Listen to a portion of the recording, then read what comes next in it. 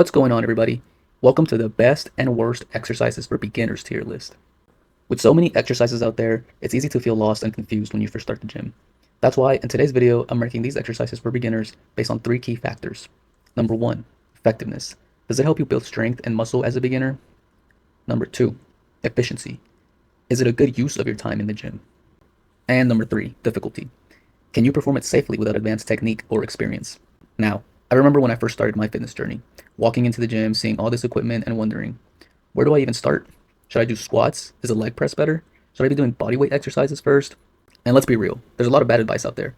Some exercises look cool, but don't actually help beginners. Others are way too advanced and can even slow your progress down if you start them too soon. So today, I'm going to break it all down for you. By the end of this video, you're going to know which exercises are worth your time and which ones you might want to avoid. Without further ado, let's get right into it.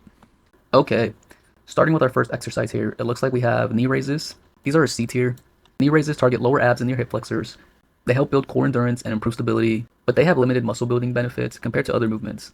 These are also hip flexor dominated, which can lead to lower back tightness. Additionally, these are hard to scale progression in, and you can't really get stronger with these, though they do help shape your abs quite nicely. Next, we have deadlifts. Don't come for me on this one, guys, but I'm going to put this one at C tier as well. Let me explain. Now, I think deadlifts are one of the best full body movements for strength and power, and it can do a lot for your hips in terms of hip hinge mechanics. But, big but here, there's a very, very high risk of injury from deadlifts. If you're lifting heavy on these and your form is even slightly off, you're gonna get injured. These are not beginner friendly because you need proper hip mobility and core bracing. Next, we have dumbbell shoulder press, and this is an S tier, guys. These are amazing for your front delts. A shoulder press is one of the most effective shoulder movements you can do, and doing it with the dumbbells allows for a natural range of motion, which reduces the injury risk. It also helps with shoulder stability, making it safer than something like a barbell military press. Also, you can do these standing or sitting down, offering a little bit of variety. Next, we have hanging leg raises, and this is just a C tier, guys. Much like the knee raises, it's great for lower abs and hip flexors and builds core endurance. These can be a little too difficult for most beginners, as a lot of people will swing when they first try these because they haven't developed their core enough yet. If you want to try one of these hanging ab exercises, I suggest you start with knee raises, as keeping your legs straight is going to cause you to swing a little too much. Moving on, we have the dumbbell incline, and this is an A tier, guys. This is probably one of the best chest exercises for beginners, as a lot of people find dumbbells easier to control than something like a barbell. These target the upper chest, which is often underdeveloped for most people, and there's less risk of a shoulder strain compared to something like a flat bench press. I would put it in S tier, but this still requires a little bit of stabilization, so it's a bit harder than something like a machine press. Moving on, we have lunges, and these are a B tier. Lunges are pretty good because they help build your quads, your hamstrings, and your glutes. They can also improve balance, coordination, and unilateral strength. However, many beginners struggle with stability and knee tracking, so they can be a little bit difficult for beginners. That's why I'm putting it in B.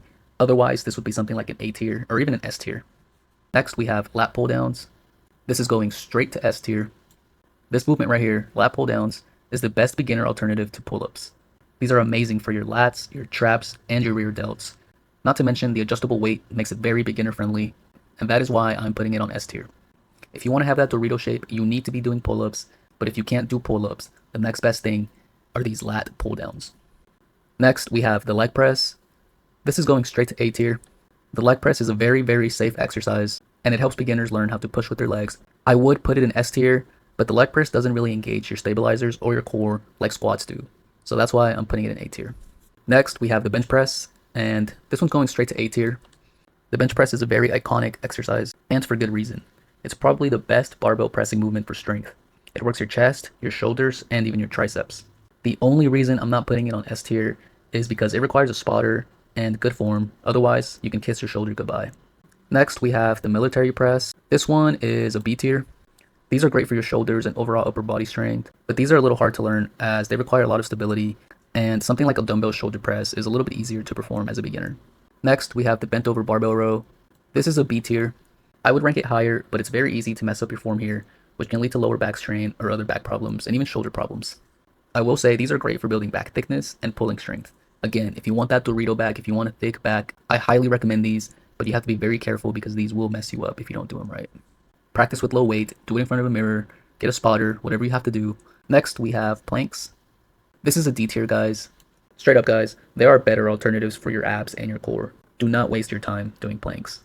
Next, we have pull-ups. I'm going to put these at B tier. Hear me out.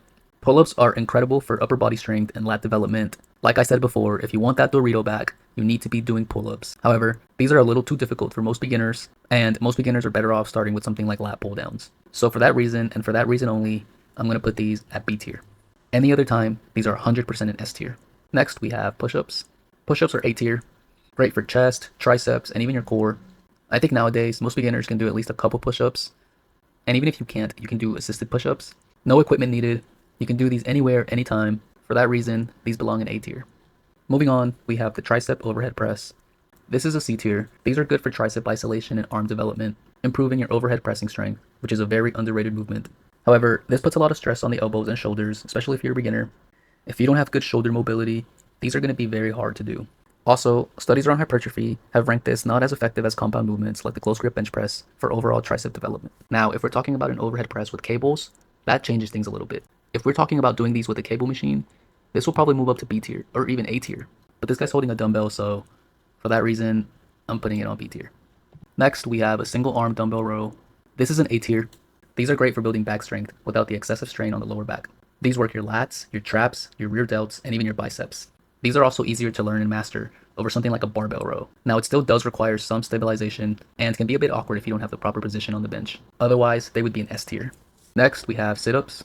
I'm going to put these at A tier. And while we're at it, I'm just going to go ahead and put crunches up there too. These are two very similar body movements which work the core and are great for endurance, and they're easy to do anywhere. There's many variations you can do of these two, and honestly, doing these two movements alone is going to be a great start for your core. Next, we have skull crushers.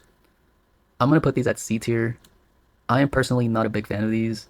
These can put a lot of stress on your elbows, and it's very easy to mess up your form or get injured. The weight places a huge strain on your wrists. It's very easy to flare your elbows out. Very easy to mess up your wrist if you're not careful. I think there are better alternatives, like an overhead press, and for that reason, I'm going to put them at C tier. Next, we have the holy grail, the squats. These are going straight up to S tier. There's really no explanation needed here. Squats are one of the best lower body movements you can do. They work your quads, your hamstring, your glutes, and core. I mean, it's just the complete package when it comes to body movements. They're essential for leg strength and mobility. They're amazing for your hips. I mean, just look at every athlete ever, like track athletes, basketball players, football players, tennis play. Oh, I don't know about tennis players, but most athletes do squats. If you can master squats, you can master pretty much any other lift. But if I had to pick one leg exercise from this list, just one, I would definitely pick squats. I do squats on every single leg day. If I don't do squats, I don't even count it as a leg day. I mean, what's the point? If you want great legs, you need to do squats. It's gonna suck, but you need to do them. As a tip, I recommend doing these first just to get it out the way. That's what I do at the beginning of every workout. I just embrace it, take it all in. It's gonna suck for the first 10-15 minutes, but once you're done with squats, you can do all these other supplementary lifts like hamstring curls, calf raises, whatever. Just get your squats over with. Make sure you do them every leg day, and you're gonna have great legs, I promise you. Next, we have the tricep pull down, and this is an S tier, guys. This is one of the best beginner-friendly tricep exercises. Very easy to control. You can use different attachments for a variety. I mean, same thing here, guys. If you're gonna do one tricep exercise, I recommend the tricep pull down. You can't go wrong with this. For that reason, I'm gonna go S tier. Next, we have the treadmill. Honestly, I was gonna put this at D tier, but now that I think about it, this is probably more like a C tier or even D tier. Let me explain. If you're out of shape, running or even walking on a treadmill is great for you. It's great for your heart, it's great for losing weight, it's easy to adjust the speed and incline to match any fitness level, making it great for beginners.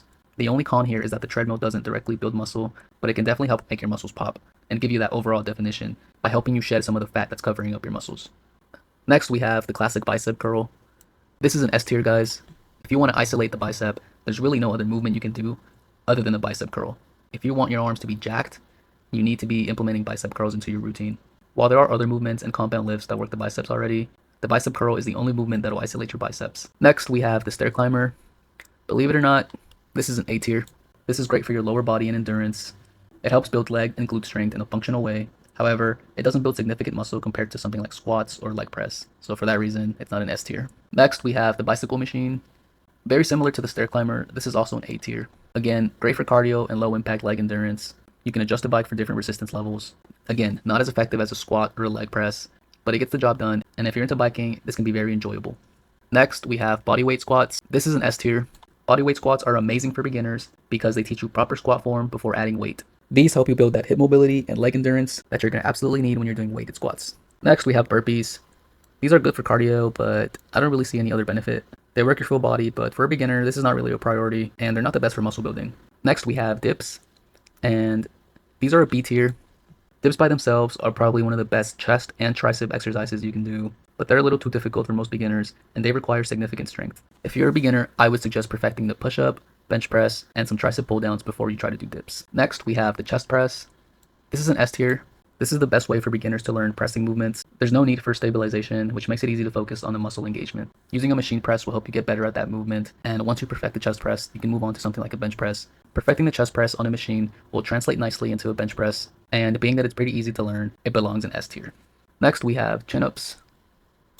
Similar to dips, these are a B tier. These are great for your back and biceps. They help build upper body strength, but they're just a little too hard for most beginners, and most beginners are going to need some kind of assistance when they do these. So for that reason, I'm going to put them on B tier. Finally, we have a dead hang. This is just a D tier, guys. Sure, this can help you with your grip or, help you decompress your back or whatever, but I mean, there's no real work being done here. You're just hanging. Anybody could do this. This is more of a stretch, so for that reason, I'm going to put it at D tier. Don't waste your time doing these, guys. The only time I ever really do these is when I'm warming up or when my back is feeling a little tight. But there you have it. If you're a beginner, I would focus on S tier and A tier exercises for the best results. Only after you've mastered S tier and A tier movements, I would move on to B tier movements. If I was a beginner, I wouldn't really waste my time with C tier because chances are I'm probably going to do these movements wrong. So focus on S tier and then work your way down. Don't forget to let me know in the comments, which exercise do you struggle with the most? Also, don't forget to hit that like button and subscribe for more fitness content. Peace.